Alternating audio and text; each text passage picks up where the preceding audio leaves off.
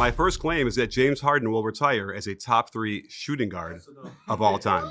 I have made a video and I can see the argument for this now. Now, longevity at this point is just undeniable for Harden, as right now he is the reason why the Clippers even have a life and have a style of play that can sustain for probably 5 more years. If you argue longevity for LeBron, then having Harden as your top 3 shooting guard isn't that crazy for you, as if you're being consistent with your arguments. To me, it's just the peak and the ability that just doesn't move me. Wade, for me, has a better peak defensively and actually won an NBA championship. Harden has so many underperformances that just for people, it's just hard for people, including me, to put him over someone who constantly showed up. A lot of great players that we wouldn't argue with who should be in the top 5 of their position who didn't win championships. So the problem we have here is that part of it is the way they did heliocentric offense in the Houston Rockets. So it's not surprising to me that he's going to get to the playoffs and have nothing left. I think it's more of a fault of the coaching and of the way they designed the roster to do that versus that. He was playing 38, 39 minutes a game in the regular season during those years. That's not fair for anybody to have to go to the playoffs where you're going to see a natural drop-off of your production no matter what. We always see that no matter what when you have teams that are loading up and know how to prepare. So I think that's much more of a problem with the fact that the style of play they were doing than it was, certainly in Houston, than it was anything else. Now, yes, the heliocentric offense, shout out Rusty Buckets, was centered around Harden, as it was up to him to create and also score. Houston built a team around Harden that his supporting cast could shoot, and had the stars in it that could catch a lot to be a real protector. Now, the problem with this is the intense amount of defense that's going to happen in the playoffs. But even in 2018 and 19 with Chris Paul, he also underperformed and clashed with Chris Paul, as he was just there to relieve his ball handling duties.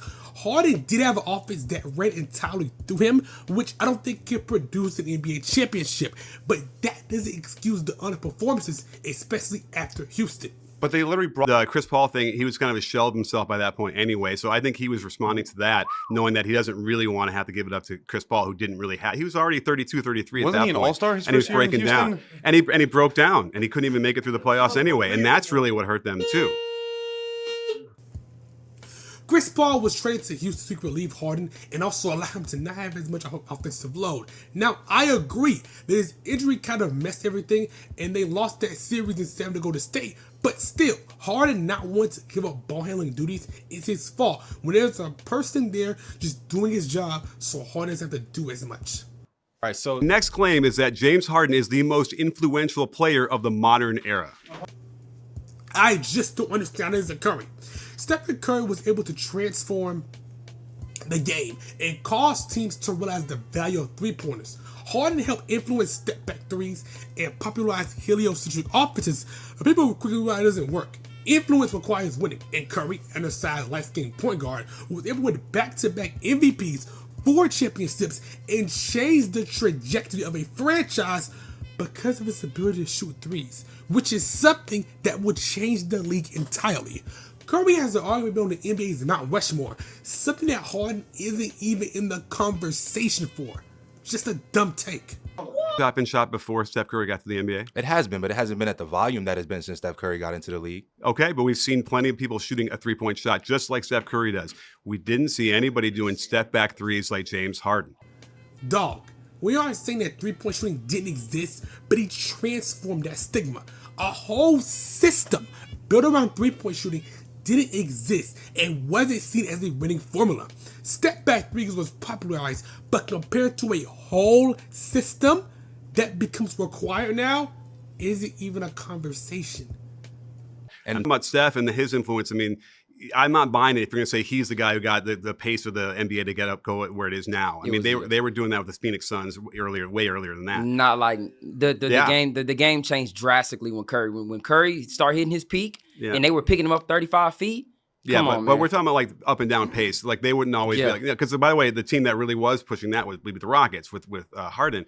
But I think the thing we're missing also is the passing, is the gravity he presents to the half court in terms of passing that Curry doesn't do. His passing is influential. So what about Steve Nash? Was people saying, man, I want to pass like James Harden? Yeah. Nobody was saying that. Nobody was influenced by James Harden playmaking ability. Okay, so it's actually crazy that I did a school project on this and talk about the system as depth. Anyways, the 7 seconds or less offense that the Suns ran with Steve Nash was influential in offensive systems, but it didn't reap any championships. The defense was so lopsided compared to offense that it wasn't going to go past the conference finals. When it comes to James Harden, the system around him also had the pieces to this offense, and it allowed him to be the primary ball handler and control and dictate the offense. But again, that's a problem when it has only one person doing this job. The reason why the Warrior system worked and people are trying to replicate this system is that it's because they've had the perfect blend of two worlds. They had a top offense while also having a top defense. They had different people to handle the ball, and the system allowed the players to play more free than being stuck in a role. Curry is just way more influential, especially with the gravity he brings on the floor that includes playmaking. Nobody. My next claim is Harden's 2018 season was the best season we've seen from a guard since Jordan's 88 season. The best guard season since Jordan? I think we are putting these claims and making them ridiculous just to debate. Curry in 2016, which is 2 years before that, is better than Harden's 2018 season. Harden had an insane season in 2018 and was insane to watch in real time. But compared to 2016, it's just not comparable. I have a video idea in my notes where I truly break down that season because it's insane to really look back at it. To summarize, he led this team to a record-breaking 73-9 record while also having the most efficient season by a guard in terms of volume. He broke the single-season three-point record as well. Curry was insane this season, and the fact that you're trying to bring up the fact that you're probably going to bring up that he blew a 3-1 lead, how hard had to play a certain amount of offense because of the system that's around him. And yes, but your statement is just insane. Just give credit to both seasons instead of trying to put Harden in a category he doesn't belong in. He had a lot of stats, I give him that, but there's no way his season was better than Iverson's 2001 season. Allen Iverson? Really? Like, bro, this is why I made the overrated video. Because he doesn't even belong in this conversation. I truly don't understand why he keep on putting this man in these combos knowing he wasn't any fish as a volume scorer. Also, playing that weak East is not moving me. Sorry. My next claim is that Harden's playoff struggles have been exaggerated by the media and the fans. All right. Why?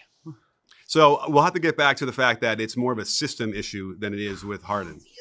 And that Harden is like, we brought up like Steph got to play 30 minutes a game and then he's completely fresh for the playoffs. And when you get to the playoffs, I think, honestly, I do. I think it's Morey and I think it was D'Antoni, the way they designed their offense, there was very little chance he was ever going to have to match anything he did in the regular season. And he was certainly going to be so worn out that, and again, we are blaming the system for the fact of Harden underperforming. But guess what, big dog? It wasn't just in Houston. In Philly, he also performed. As a Clipper, he has as well. This is just a Houston Rocket thing and the fact of the system. And I hope people bring this up, please. we can. Oh, is that right? Is that when Mikal was still there? Yeah. What about 2017? Like Game 6 against the Spurs. Kawhi's not playing. I think someone said earlier, Tony Parker wasn't playing. Pau Gasol got playing. Didn't just lose, got blown out on his home court, and didn't get blown out on his home court, like went down swinging. Right. He was so bad, he scored in single digits. James Harden scored in single digits in an elimination game on his home court when the defensive player of the year wasn't even playing. Right. I mean, that's again, over-exaggerated? Well, my point stands is with the context missing is that, you know, when you have a playoff team that can have days and days to prepare, then it's not fair in a way for Harden to have to deal with that kind of scrutiny because there is very little he's going to be able to get done on that. What he did, I think, is you know what you'd almost expect at that point. Luka got to the. And this, ladies and gentlemen, is what we call arguing for the sake of arguing.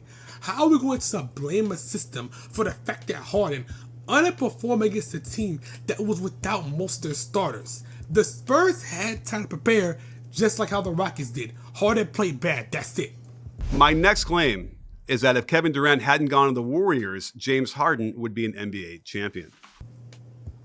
Okay. Literally. Okay.